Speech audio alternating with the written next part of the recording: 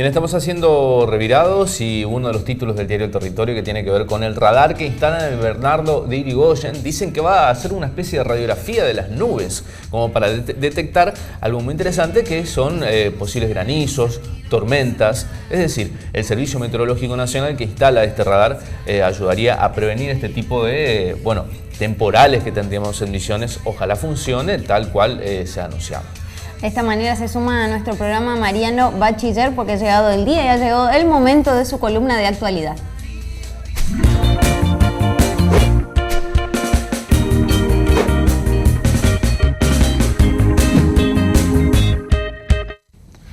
Efectivamente, como decía Richard, se va a instalar este radar de fabricación nacional, algo que también importa y mucho. Será el tercero de los 12 que se colocarán en todo el territorio nacional, en los puntos clave, en los sectores de mayor trascendencia para detectar los fenómenos meteorológicos.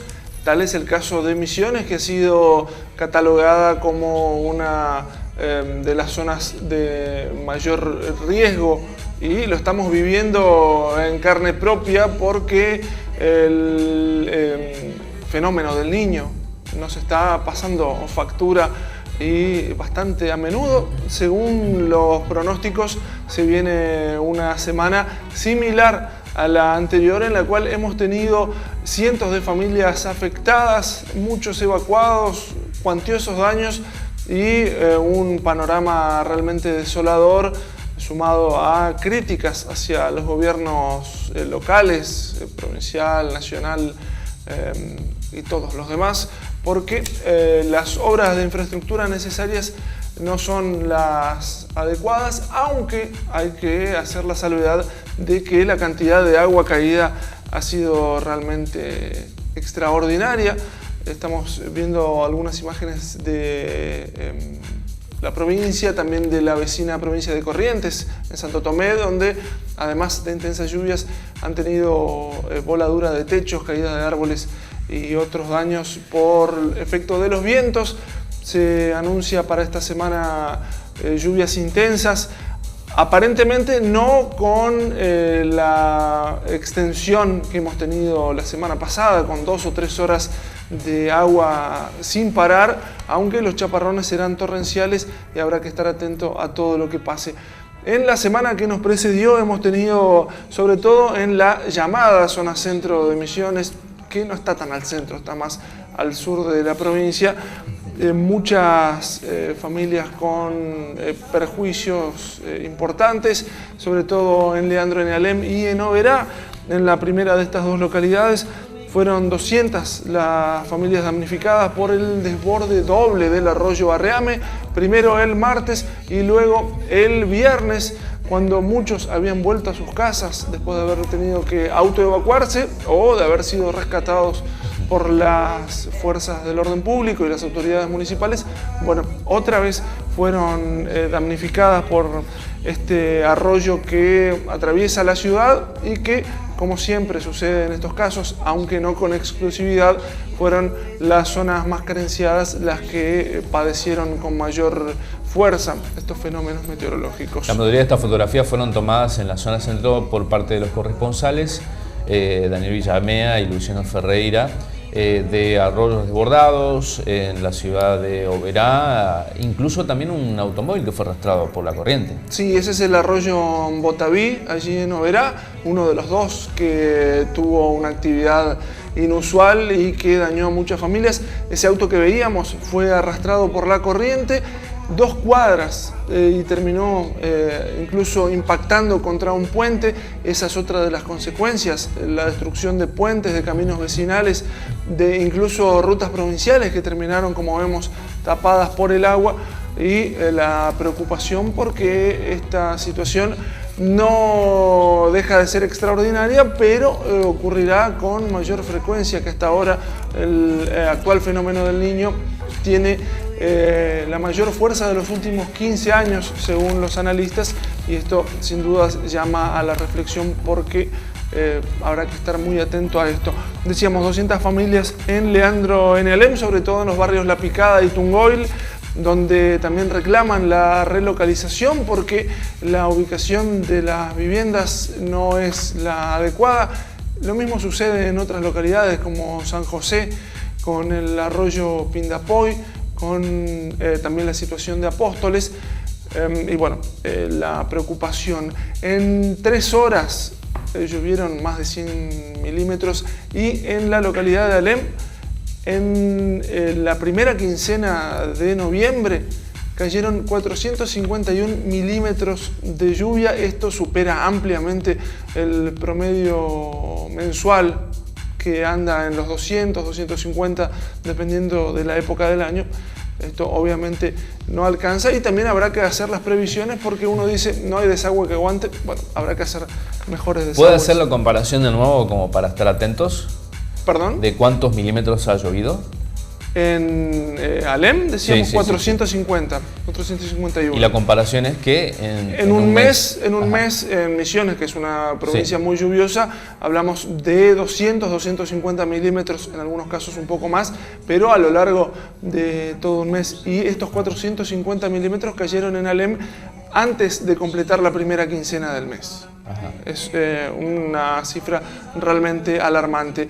En Oberá, decíamos, el arroyo en Botaví, donde en enero último perdió la vida un hombre que fue un héroe, porque se arrojó a las aguas del correntoso arroyo para salvar a un niño que había caído.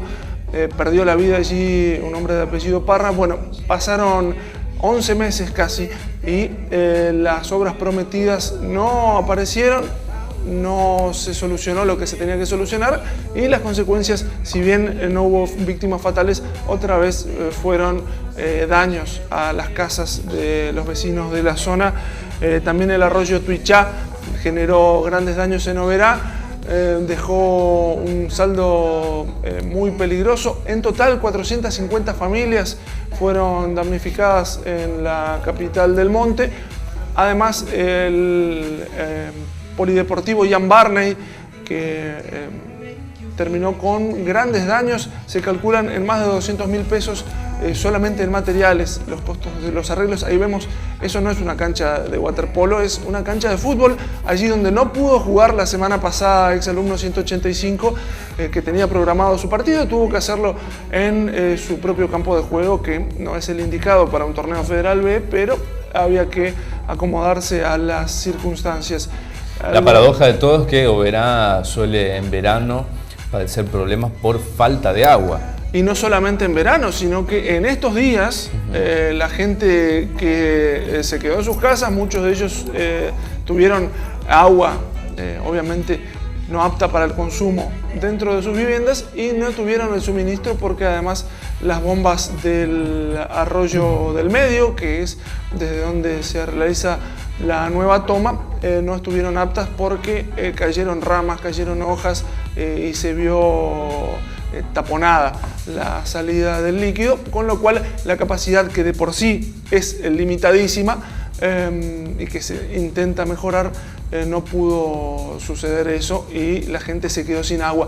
Otro tanto ocurre en el Soberbio, donde es periódica esta situación, esta escasez, porque la toma de agua desde el río Uruguay no es flotante, así que cuando crece el agua, en vez de tener más agua, tienen menos. Ya de por sí el servicio es deficiente y no llega a todos los sectores a lo largo de toda la semana, sino de manera justamente sectorizada.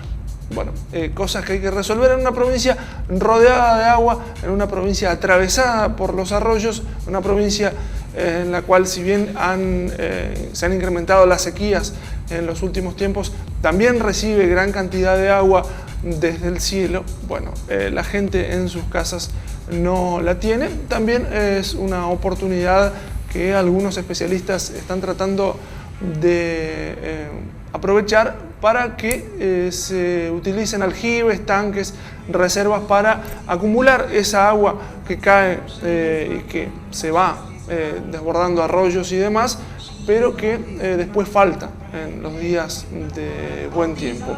Así que estar atento a esto y esperemos que con la nueva radarización, con la nueva torre que se está construyendo en Bernardo de Irigoyen, con desarrollo del INVAP, se consiga un sistema de alerta que permita reducir o por lo menos morigerar los efectos de este tiempo que para nada es beneficioso para la provincia.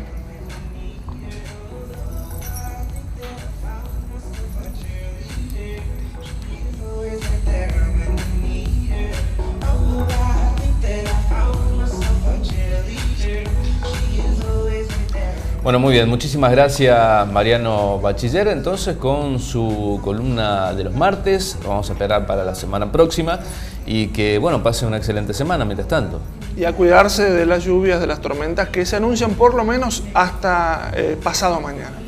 Perfecto, gracias Mariano, y nosotros nos vamos al firulete del día de hoy. ¿Algunos inventos prácticos para tener en cuenta? No sé si entendés, la base de la tijera es como para sostener la pizza. Te cuento que compré una pizza hace 2 días que vino con la caja, se emocionó cortando el pizzero y vino con la caja abajo cortada. ¿En serio? Sí, así que esta sería una buena idea para él, que no supo controlar su fuerza.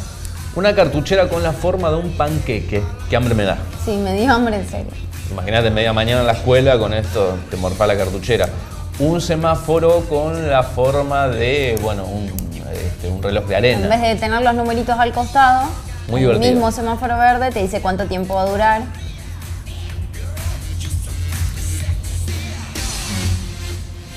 Bueno, esto para las madres que les gusta el deporte extremo.